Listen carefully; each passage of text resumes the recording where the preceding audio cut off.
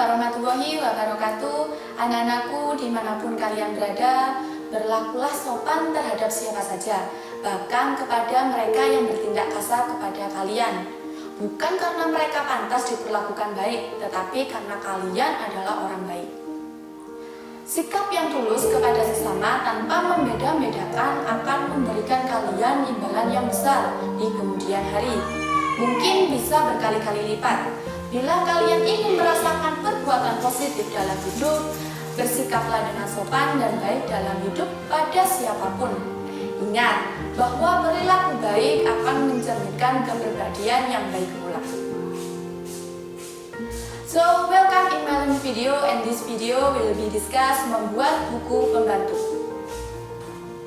Oke, dalam Mayop terdapat 3 buku pembantu yang akan kita buat, yakni buku pembantu piutang, buku pembantu utang, dan buku pembantu persediaan.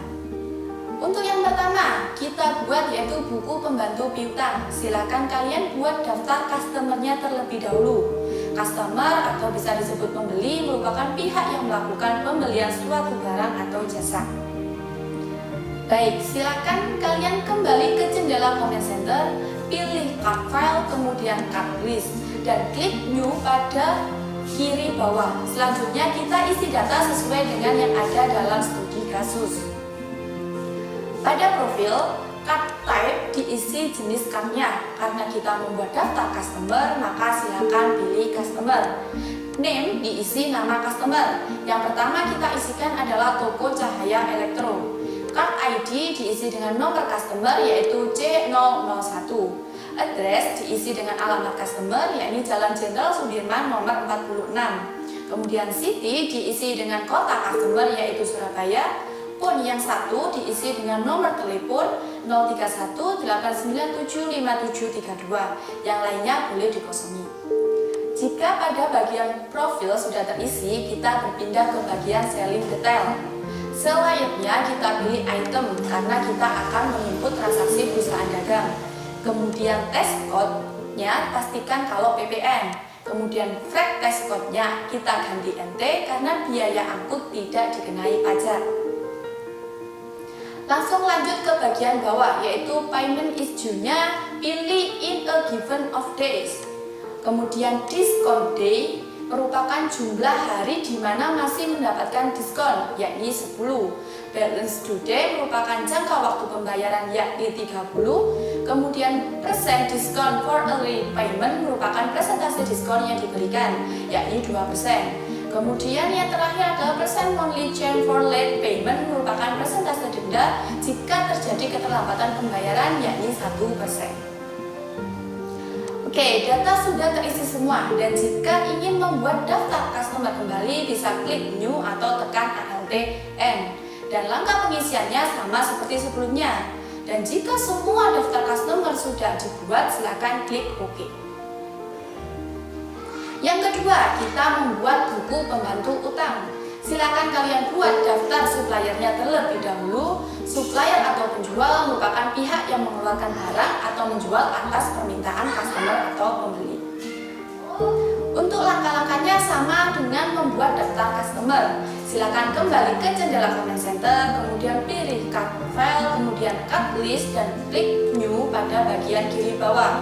Selanjutnya kita isi data sesuai dengan yang ada dalam studi kasus.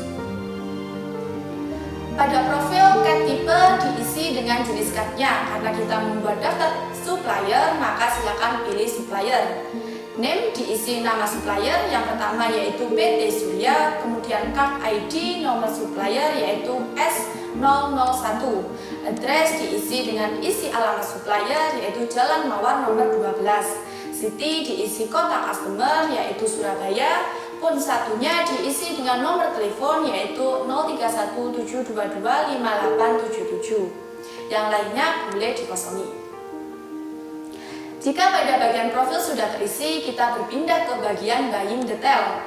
Purchase layaknya kita pilih item, kemudian test code-nya pastikan kalau PPN, flag test code-nya kita ganti NT.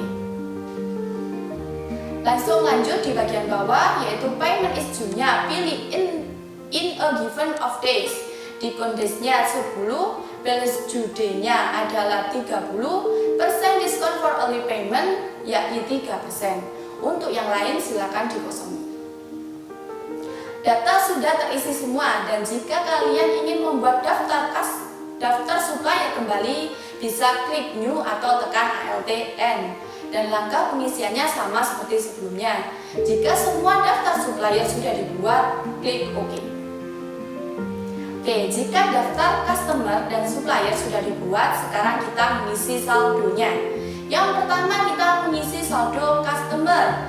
Pada menu yang di atas, silakan pilih setup, kemudian balance, kemudian customer balance.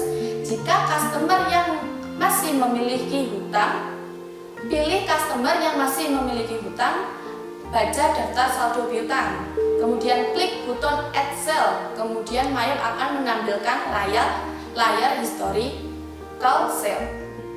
Pilih customer yang masih memiliki hutang, silakan kalian bisa baca daftar saldo piutang. Yang pertama yakni Toko Cahaya Elektro.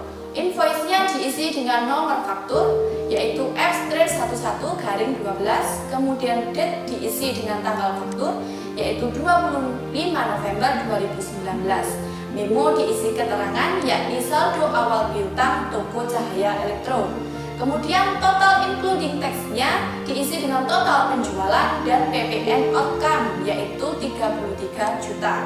Dan tax code-nya diganti NT karena PPN sudah dimasukkan pada periode sebelumnya dan kemudian klik OK. Silakan kalian klik add sale kembali jika masih ada saldo customer yang harus diisi. Jika sudah selesai, maka kita bisa lanjut ke pengisian saldo supplier. Langkahnya hampir sama dengan yang customer, yaitu pada menu yang di atas, kita pilih setup, kemudian balance, kemudian supplier balance. Kemudian klik button add purchase yang ada di kanan bawah. Kemudian Mayop akan menampilkan layar historical purchase. Pilih supplier, silakan kalian bisa baca daftar saldo utang. Dari yang pertama yakni PT Surya, untuk PO-nya kita kosongi. Date-nya diisi tanggal faktur yaitu 23 November 2019. Supplier invoice diisi dengan nomor faktur yaitu C.15234. Kemudian memo diisi keterangan yakni saldo awal utang PT Surya. Kemudian total including tax-nya diisi dengan total pembelian dan PPN income yaitu 22 juta. Dan tax code-nya diganti NT dan kemudian OK. Silakan kalian klik kembali add purchase jika masih ada saldo supplier yang harus diisi. Jika sudah selesai, maka kita bisa lanjut ke buku pembantu persediaan. Silakan kalian kembali ke jendela comment center, pilih menu inventory, kemudian item list. Klik new yang berada pada kiri bawah. Kemudian pada bagian profil, item number diisi dengan nomor persediaan. Yang pertama yakni PM300 dan di enter. Kemudian item name-nya diisi dengan nama itemnya yaitu Vortex M300. Kemudian ceklik semua kotak yang ada di bawah. Pada I buy this item diisi dengan akun HPP, yakni cost of goods sold. Kemudian pada I sell this item diisi akun penjualan, kita pilih sales.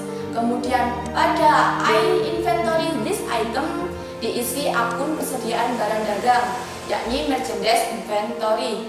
Kemudian tekan ALTN untuk membuat persediaan yang kedua dan langkah-langkahnya sama. Jika sudah selesai, silakan kalian klik OK. Oke, jika semua persediaan sudah dibuat dan sekarang kita mengisi saldo persediaan. Pada jendela comment center, kalian pilih inventory lagi, kemudian pilih count inventory. Kemudian isi data pada kontentnya dengan banyak barang, seperti pada informasi kuantiti pada kasus. Jika sudah kalian ketikkan untuk kedua item, kemudian klik adjust inventory. Lalu untuk default adjust account diisi dengan akun merchandise inventory dan klik continue. Kemudian opening balance. maka akan tampil bentuk isian seperti form jurnal. Kemudian isikan tanggal transaksi yaitu 1 Desember 2019. Memo diisi dengan keterangan saldo awal persediaan.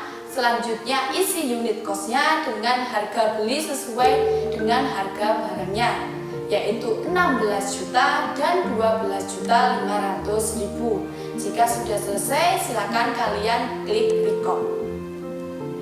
Oke, jika sudah selesai, maka tahapan membuat buku pembantu juga sudah selesai. Dan agar kalian lebih memahami, silakan kerjakan latihan 6. Selamat mengerjakan, tetap semangat dan menjadi yang lebih baik.